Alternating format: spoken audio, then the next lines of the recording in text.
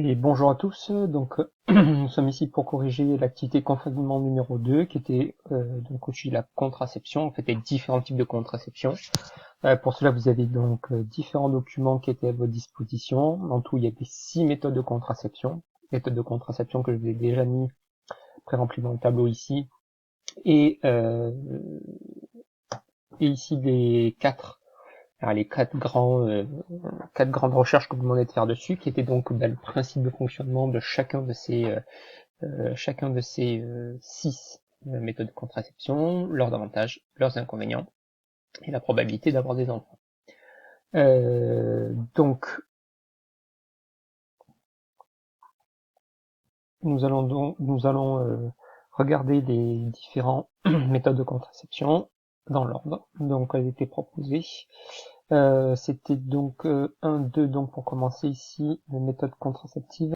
En premier, nous allons donc regarder la méthode numéro 1, qui était donc la pilule contraceptive, constituée d'une association d'hormones qui va être prise, on voit ici qu'il y a des cycles, hein, on voit que c'est certaines pilules à prendre certains jours, donc c'est sur le cycle, adapté sur le cycle. Alors là, la dernière fois, autant je vous disais que le cycle de la femme était entre 26 et 30 jours, autant là, on va figer ce cycle et on va l'emprisonner dans un espèce de cycle virtuel, de faux cycle. C'est pour ça qu'on dit que la femme a un cycle de 28 jours, mais il y a 28, et c'est ce qui est basé sur le cycle de la pilule qui est prise, mais voilà, c'est un faux cycle hein, qui est engendré ici. Donc, on vous dit que cette méthode, elle va bloquer plusieurs choses: ovulation et modification du mucus cervical, c'est ce qui est donc au niveau du vagin, et blocage de l'anidation dans l'utérus. Donc ça, c'est ce qui se passe après l'ovulation. Donc ça agit avant l'ovulation et ça agit après. Donc fonctionnement, donc c'est des hormones qui bloquent l'ovulation,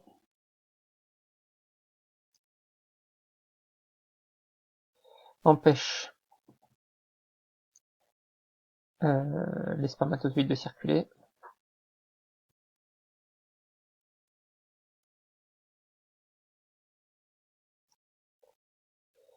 et j'ai un petit souci de réglage, et empêchent l'anidation.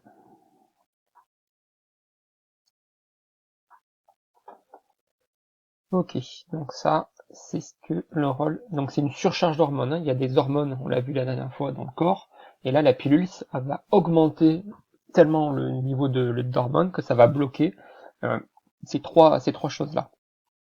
Donc les avantages qui étaient marqués dans la méthode, c'est qu'elle était quand même relativement efficace. On en reparlera juste après au niveau du pourcentage de grossesse, et qu'elle évite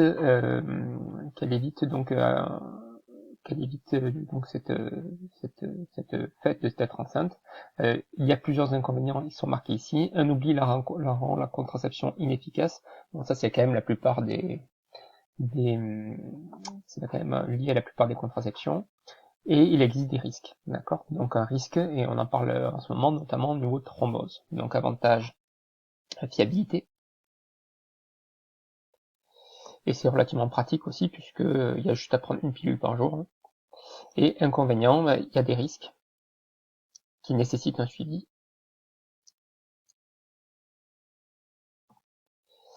Et donc ce risque il est dû à la surcharge d'hormones.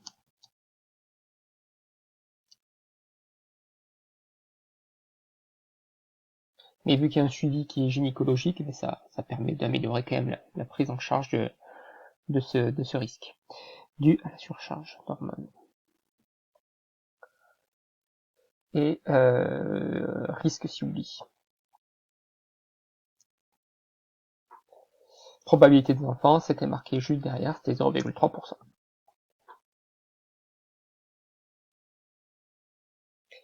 Donc l'implant contraceptif, c'est exactement la même chose, sauf que au lieu de prendre une pilule tous les mois, en fait, on va prendre plein de pilules et on va vous les mettre sous la peau. Donc du coup, ça va permettre donc dans 3 ans d'éviter de prendre une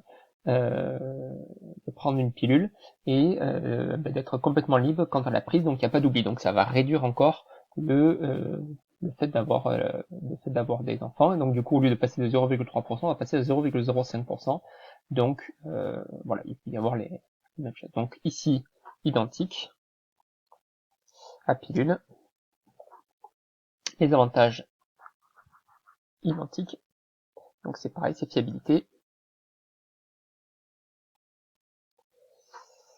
Pas d'oubli. Inconvénients, c'est les mêmes, risques. Et il y a un risque d'intolérance, c'était marqué. C'est-à-dire que avoir un truc sous la peau, c'est quand même pas évident. D'accord? Et on est à 0,00. Non, j'ai mis un 0 là. 5%. Alors ça peut être en gras.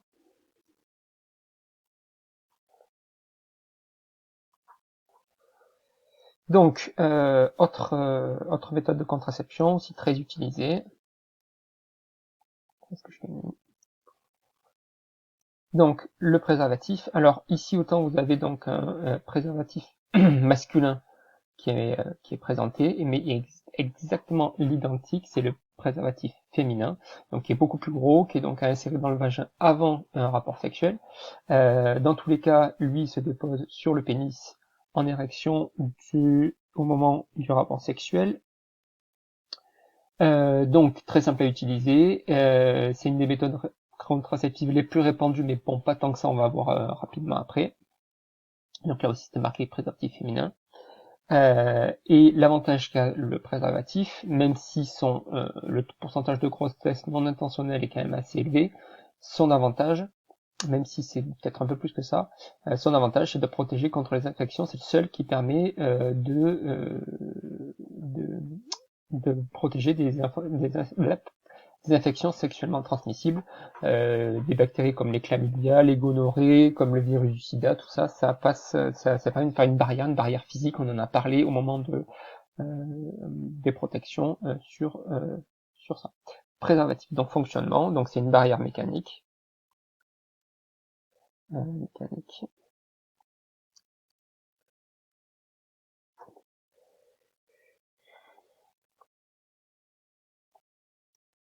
En latex, empêchant l'arrivée des spermatozoïdes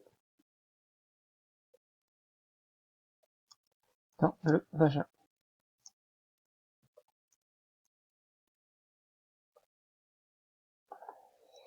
Donc, avantage, c'est une prise uniquement lors du rapport sexuel, c'est pas comme la pilule où on est obligé de le prendre tout le temps.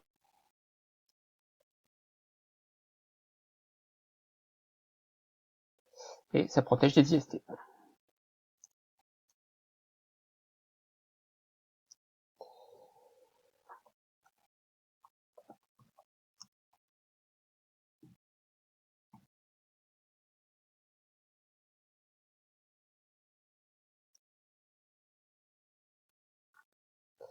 Inconvénient, donc risque élevé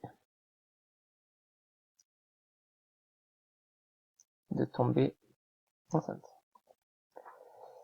Donc on est à 2%. Et même il y a certains chiffres qui peuvent être un peu plus élevés selon l'utilisation. Donc si l'utilisation est très mauvaise, ce qui arrive souvent, on va avoir donc des risques assez élevés de tomber enceinte. Alors il va falloir coupler ça à un autre. Alors souvent il y en a qui utilisent le préservatif et la pilule contraceptive pour diminuer les risques. Fonctionnement donc pour le diaphragme lui est très très peu répandu. C'était dans les documents, on va en parler. Bon, c'est quelque chose qui vient se coller contre le col de l'utérus, qui fait quasiment le même office que le préservatif, sauf que lui il protège pas des IST, donc il va venir empêcher le passage des spermatozoïdes. Il est tellement peu efficace qu'il faut l'associer à un spermicide, donc c'est-à-dire qu'il faut qu'il mette une crème qui va venir tuer les spermatozoïdes. Donc c'est pas voilà, là, on a un pourcentage de 6%, donc vraiment c'est une méthode qui est vraiment laissée un petit peu à l'abandon, donc on va en parler très rapidement puisque elle est un peu inusitée. Donc protection mécanique encore, empêchant l'arrivée des spermatozoïdes. Cette fois-ci non plus dans le vagin, mais dans l'utérus.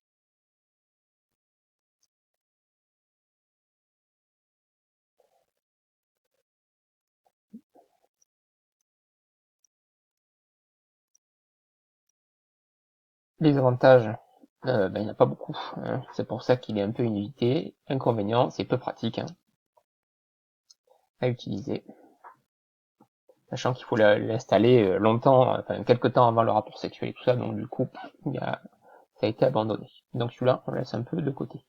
Donc les pilules microdosées, alors c'est des pilules microdosées, micro ça veut dire moins dosées. Alors contrairement à la pilule contraceptive qui est donc une surcharge d'hormones, ici la surcharge d'hormones elle va être un petit peu moins forte, d'accord, donc c'est des hormones en moins grande quantité,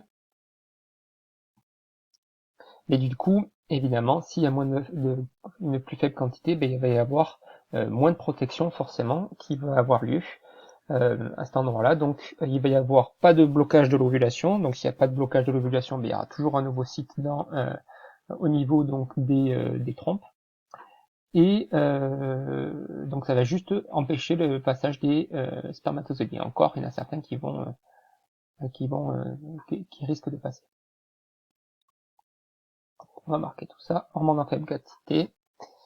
Donc empêche la circulation des spermatozoïdes dans le vagin.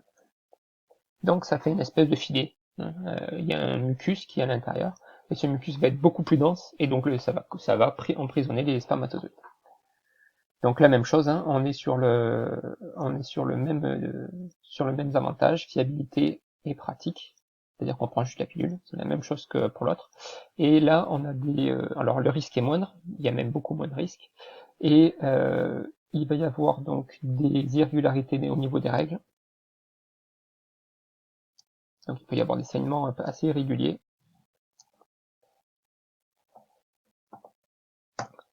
Et un risque pareil s'il y a un oubli.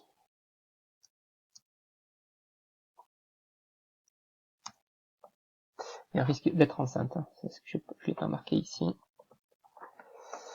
Et la fiabilité est très bonne aussi, on est à 0,05%. Alors dernier moyen, qui est là aussi un moyen qui peut être soit mécanique et hormonal, c'est ça. Donc je l'ai pas mis là, si c'est le stérilet. Donc c'est le stérilet, il va venir, donc c'est un petit appareil donc qui va venir se déposer au fond de l'utérus, donc à cet endroit-là. Donc on va avoir le stérilet qui va venir être posé comme ceci, d'accord, par un gynécologue, et qui va venir irriter les parois, et qui va venir créer une inflammation à cet endroit-là, et quand les spermatozoïdes vont devoir remonter par ici, ça va empêcher, donc cette inflammation va empêcher cette remontée des spermatozoïdes au niveau donc des trompes pour y rencontrer l'ovocyte. Donc c'est une méthode qui est permanente, c'est-à-dire que c'est quasiment tout le temps, entre 3 et 5 ans, et ça va donc avoir un effet sur le grossesse qui est assez faible. On va avoir un taux de grossesse de 0,1%. Hop, j'ai bougé. Donc, empêche. Donc c'est dispositif qui empêche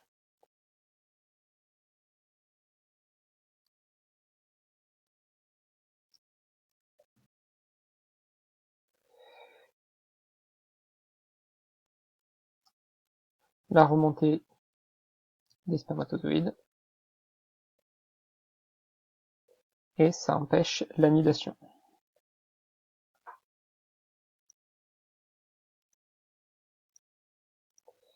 Donc les avantages, c'est la fiabilité, là on a 0,1%. L'avantage c'est qu'il n'y a rien à prendre. Durée de 3 à 5 ans. Les inconvénients, on peut avoir donc ce qui est cité à cet endroit-là, donc n'incitez pas, il peut y avoir donc des irritations qui peuvent se faire, donc ça c'est à voir selon les femmes. Et donc on est à 0,1%. Voilà, donc si on résume un petit peu, donc voilà, ça c'est l'ensemble, je vous mettrai dans la correction, l'ensemble des moyens de contraception et leur utilisation. On voit donc qu'il y a beaucoup de moyens de contraception qui diffèrent par leur fiabilité. Merci de m'avoir écouté.